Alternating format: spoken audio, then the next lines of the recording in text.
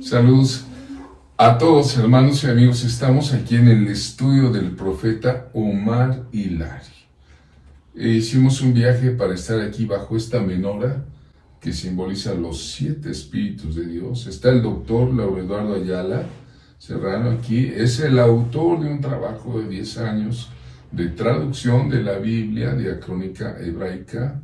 Y yo quisiera nada más compartir que ojalá tú que nos ves pudieses entender el corazón de aquellos cristianos de Berea, de la iglesia primitiva de Berea, que habiendo recibido la llamada, dice, estos eran más nobles que los que estaban en Tesalónica, pues recibieron la palabra con toda solicitud, escudriñando cada día las escrituras para ver si estas cosas eran así.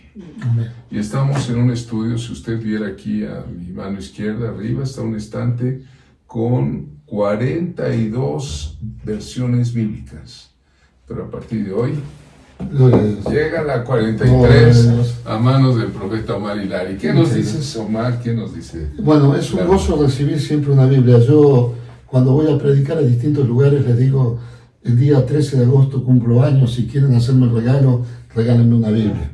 Es algo que me enamora, buscar recabar la palabra, porque tengo Biblias en cantidad, no es por coleccionarlas. Sería un error grande decir, estoy coleccionando una Biblia, sería una gran equivocación.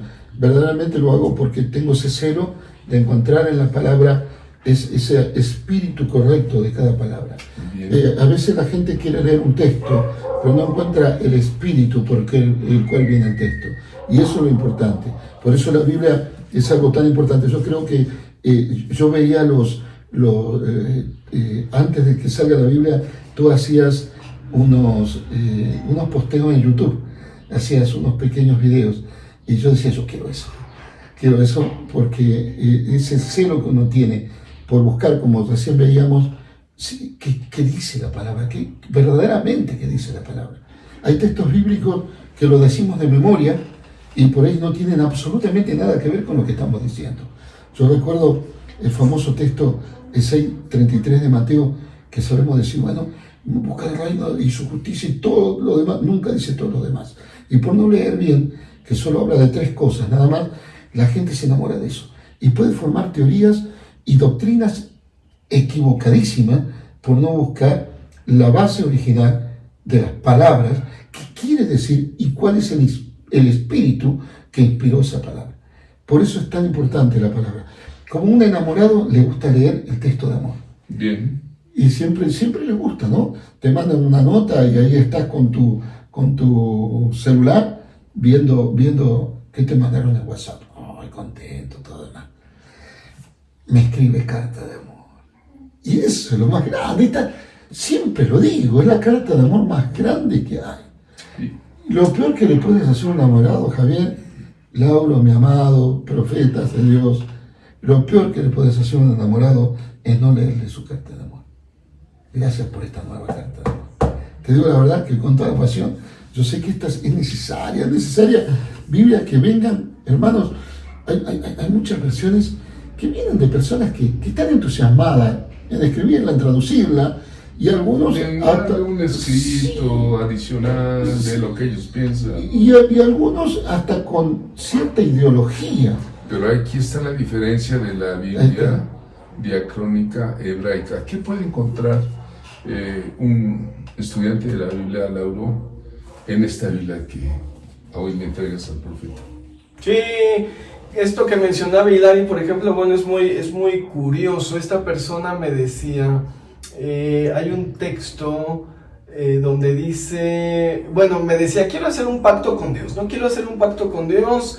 Y yo le decía, bueno, lo de siempre, cuando te pones un yugo, dice la escritura, mi yugo es fácil, ¿no? Entonces dije, bueno, tiene que ser un yugo fácil.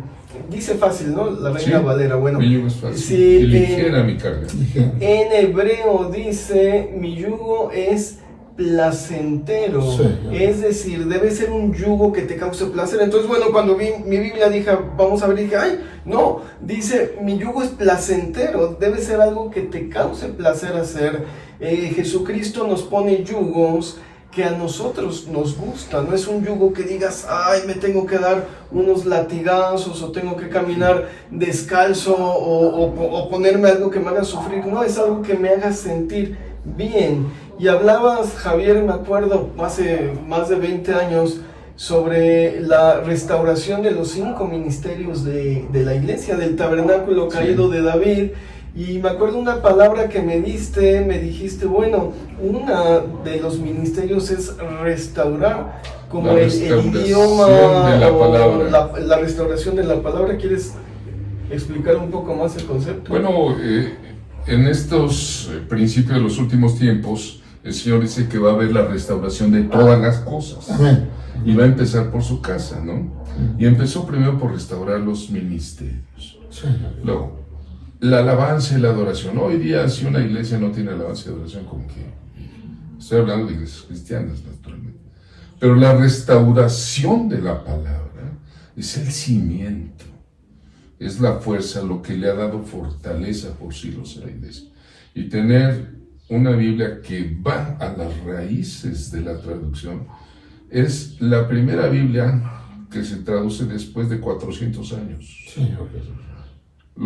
Los últimos que le hicieron fueron Casiodoro, de Reina, y Cipriano, de Valera.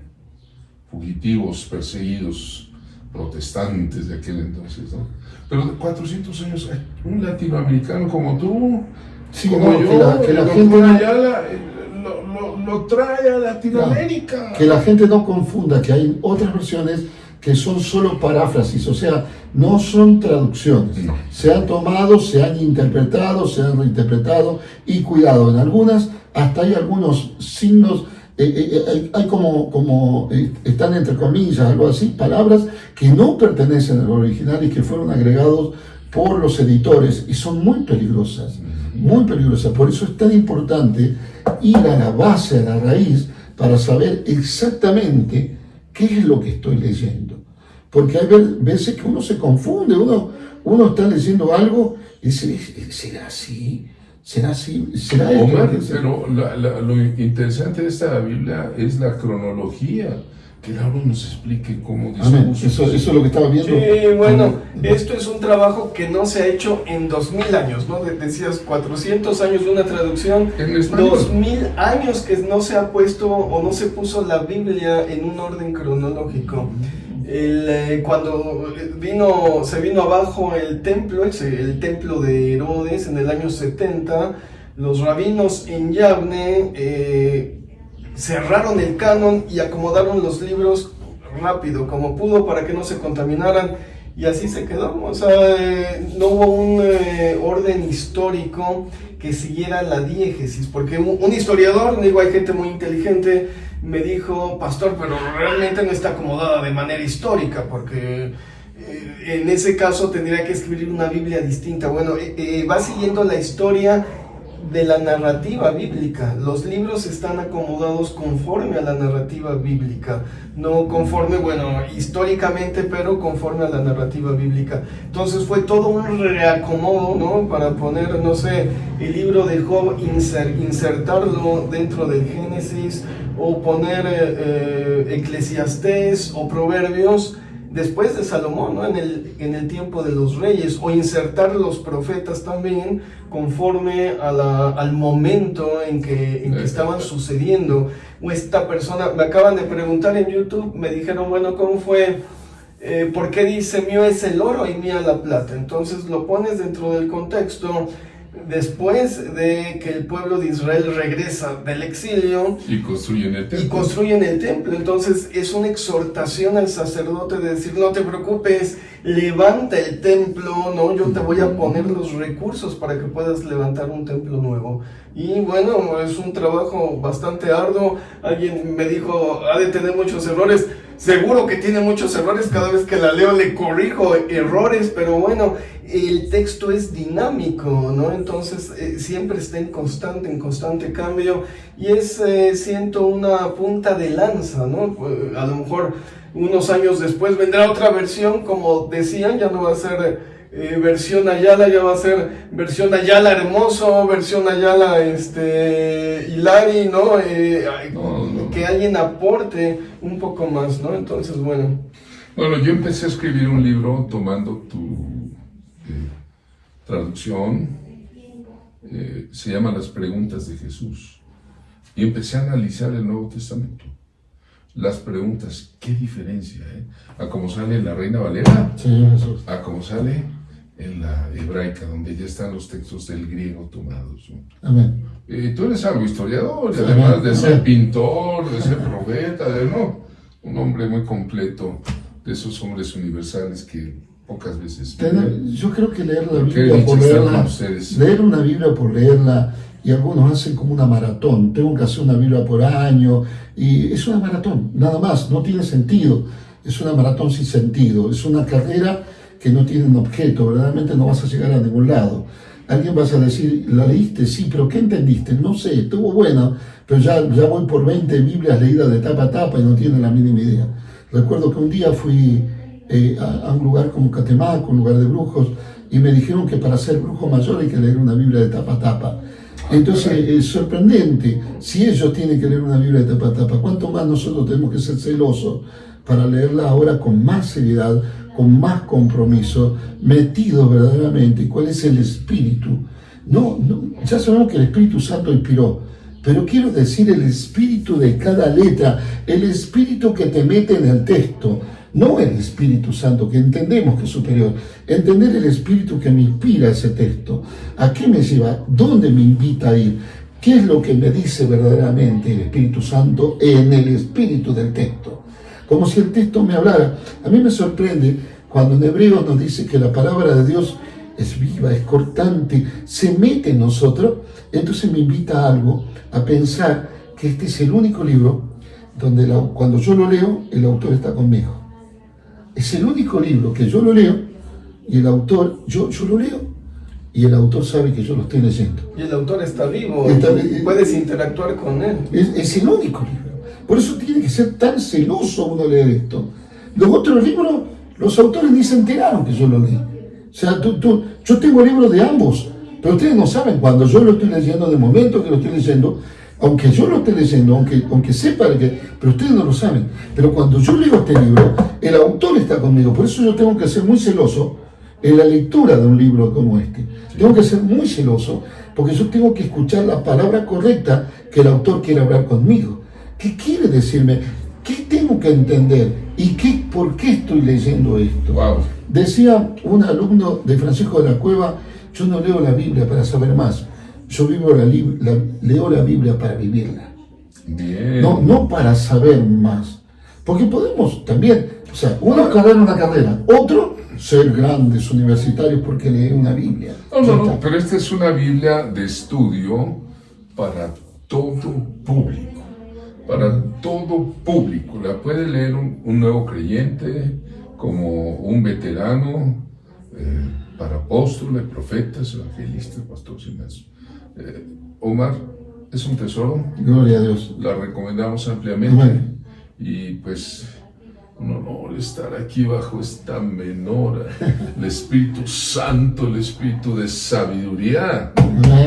El Espíritu de inteligencia. Consejo, poder. El Espíritu de consejo. Amén. El Espíritu de poder. El Espíritu de conocimiento me está abajo de la obra. Y temor de Jehová. Y de temor de Jehová. Amén. Alabado sea el Los 7 Señor. espíritus. Amén. Gracias, es una dicha estar aquí en tu Amén. estudio. Y pues no sé si quieren dar una despedida. Bueno, quiero saludar verdaderamente Todos más que los un estudio. amigos. Este es un oratorio, un lugarcito que Dios me inspiró, muy chiquito, pero donde uno se mete con Dios, y qué lindo es meternos con la palabra. Y Lauro, yo te agradezco verdaderamente, para mí, siervo de Dios, y te digo, Lauro, porque nos queremos, tenemos una estima por ti, y yo agradezco porque tener algo tan hermoso, no sé, es un regalo muy especial. y espero poder recomendarlo como tiene que ser, leerlo como tiene que ser, o sea, que sea uno de esos textos que, como dijo aquel alumno de Francisco La Cueva, para aprender a vivirlo. No para aprender a vivirlo. Bien. A vivirlo. ¿Para qué nos sirve la Biblia si no la sabemos vivir? Sí. El brujo mayor la sabe leer, pero no la vive. No la vive. El enemigo peleaba con Cristo, con la Biblia, pero no la vive. Y es lindo que es tenerla, no hacer una maratón, entenderla, meterla. 10 años, no es una maratón. 10 años de trabajo y muy interesante glosario en la parte final. Ajá. Pastas duras, Es una hermosura. papel Es color una hueso español. Ajá. Y bueno, de veras el precio no lo vamos a decir, pero ya sea que llame al doctor Ayala, o aquí a Omar, o con un servidor que soy un colportor, pues bueno, estamos para servir. ¿Quieres decir algo, Lauro, para despedirnos? Sí, que el Señor les bendiga y bueno, los que la han adquirido, espero que sea de bendición para ustedes, que el Señor siga revelando esa palabra viva, como decía Omar, para vivirla y para revelar sus secretos y nos toque de una manera más profunda, más viva, ¿no? Mi yugo es... dijimos placentero, mi yugo es el yugo que nos da el Señor es placentero y bueno, para mí siempre ha sido un placer estudiar y analizar y profundizar en la palabra de Dios. Pero quería decirte que siempre me creaba un conflicto muy grande, muy grande, el hecho como historiador de ver el orden bíblico, el orden de los libros y cómo meterlo en la historia. Que de repente me parezca un salmo que me hable de los ríos de Babilonia y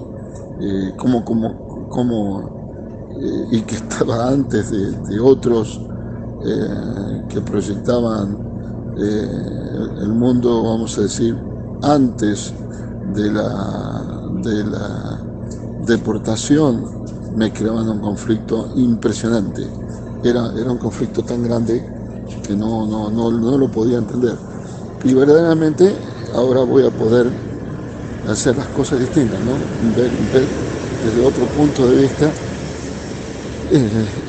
y seguir esa linealidad, vamos a decir, que era muy necesario. Ayer en la grabación, como no conocía la Biblia, dije que era importante tener un libro, o sea, una Biblia de referencia para cotejar, y ahora lo entiendo que es exactamente al revés. Esta es la que a mí me ayuda a poder cotejar las otras. No sé si me entendiste en esto.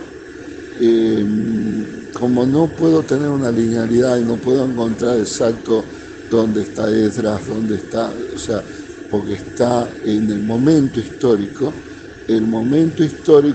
me va a meter en el momento no sincrético que tiene la Biblia. Entonces está interesantísimo, honestamente me llamó mucho la atención. Y te digo que me voy a meter a trabajarla.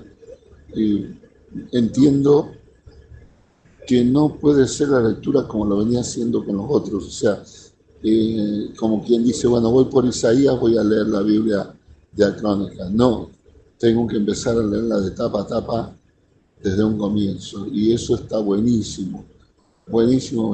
La verdad no sé cuándo dormías y todo para hacer un trabajo como este. Alguna vez fui al Louvre, estuve en París y vi el Museo del Louvre, me gusta tanto la pintura, por eso sin querer, vamos a decir, hay una pintura social, que es la del cuadro, que es un choque entre un enfermo, una madre triste en una iglesia, cuando la iglesia tendría que traer alegría. Es un choque social. Yo sé que no debe estar en una sala ese cuadro, lo sé. O sea, es un choque muy fuerte. Quizás en la sala, la parte más triste de la sala. De todas maneras expresa algo. Pero cuando estuve en París, en el Louvre, y vi Rubens y Rembrandt, tienen salas enteras. Y yo me decía, ¿cuándo comió, cuándo durmió cada uno de estos, cuándo vivió? Eran cuadros, yo sé lo que se tarda en hacer uno de esos. Entonces parece que no tuvo tiempo por otra cosa. Cuando veo una Biblia como la que haces, me encuentro con lo mismo. Cuando tuviste tiempo, 10 años, para hacer otra cosa. Y yo te vi en el medio de las otras cosas. Entonces, qué maravilla, qué cosa hermosa, que es cuando Dios nos inspira. Sigo diciendo que el arca no la puede cargar uno solo si el cielo no está con uno. Entonces, si el cielo no estuvo contigo, es imposible que hayas hecho esa Biblia. Ahí es donde se nota la presencia, porque pesa mucho la presencia. Pero si Dios no está contigo, te hundís ahí abajo. No se entienden los tiempos, no se entiende cómo hiciste esa cronología perfecta. O sea, cómo la hiciste. Bueno, creo que hasta un Lutero, que estaba todo el día viviendo en esto, no sé si podría haber encarado, porque él tenía otra forma de encarar las cosas, ¿no? Y estoy totalmente de acuerdo con el libro de Macabeo, que si no aparecía, se rompía entender lo político, lo cultural, lo social en el tiempo de Jesús.